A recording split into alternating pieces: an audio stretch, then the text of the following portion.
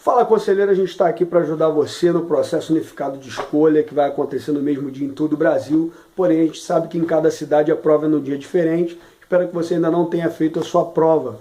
E o tema de hoje é ato infracional. A gente vai fazer isso em 2 vídeos. Primeiro vídeo a gente vai falar sobre a tipificação de ato infracional e a responsabilização por parte da criança. E no segundo vídeo a responsabilização por parte dos adolescentes, que a gente sabe que são 2 coisas e 2 caminhos diferentes. Inclusive a competência são de órgãos diferentes, mesmo que a rede atue toda sincronizada, ou pelo menos deveria. Então, iniciando o vídeo falando sobre a tipificação, a gente tem no artigo 103 do Estatuto da Criança e do Adolescente, dizendo o que é ato infracional. E está escrito aqui, no artigo 103, considera-se ato infracional a conduta descrita como crime ou contravenção penal.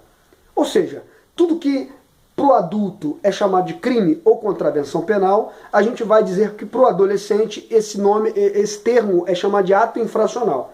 Então esse assunto é polêmico, né? Porque as pessoas têm dificuldade de fazer a analogia. Por exemplo, se um adulto depredar patrimônio público, quebrar patrimônio privado, isso é depredação de patrimônio público, ou seja lá o nome da tipificação do crime ou contravenção penal para o adulto, para o adolescente isso vai ser chamado de ato infracional. Ou seja, um ato similar cometido na escola, quebrar cadeira, pichar um muro, isso vai ser chamado de ato infracional para o adolescente. Porque para o adulto isso é considerado crime ou contravenção penal. O que tira o mito de que com o adolescente nada acontece e ele não é responsabilizado por nada. Isso é a tipificação do que a gente chama de ato infracional. Está previsto no artigo 103. Então dá uma olhada nele aí, estuda aí.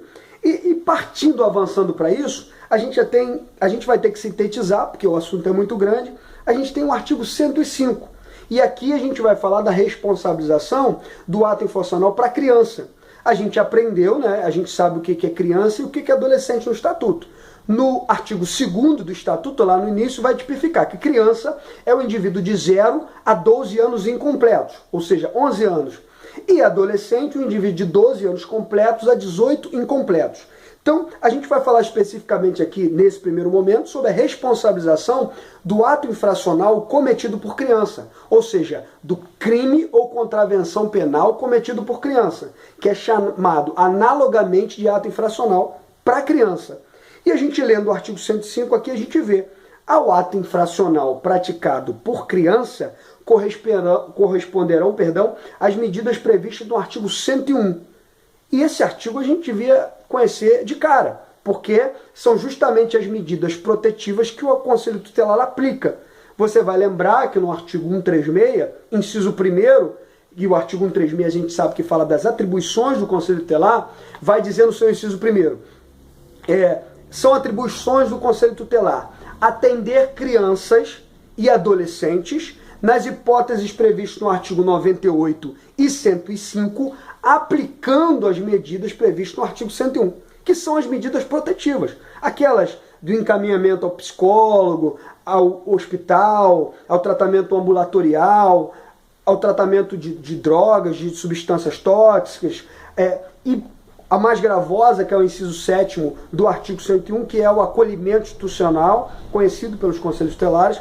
Então, são aquelas medidas. Quando uma criança cometeu um ato infracional, quando a gente diz criança, tem que sempre lembrar que são indivíduos de 0 a 12 anos incompletos, as medidas cabíveis para responsabilizar essa criança não vão ser, na verdade, num caráter responsabilizatório, mas protetivo, porque ela ainda está no estágio de criança. É o indivíduo de 0 a 12 anos incompletos, ou seja, 11 anos, 11 meses, 29 dias. Então, a gente falou sobre a tipificação do ato infracional, o que é ato infracional, que é qualquer crime ou contravenção penal que um adulto comete. Se o adolescente tiver aquela mesma prática, vai ser chamado de ato infracional. E a gente está falando aqui no primeiro momento, quando a criança cometeu uma dessas práticas, por exemplo, quebrar um móvel da escola, lesionar alguém na rua, eventualmente até algo grave. Às vezes a criança pega a arma do pai e dá um tiro num coleguinha, coisas trágicas que a gente já viu aí na televisão. Quais serão as medidas passíveis para essa criança, o indivíduo de 0 a 11 anos incompletos? Diz o Estatuto da Criança e do Adolescente que serão as medidas protetivas previstas no artigo 101.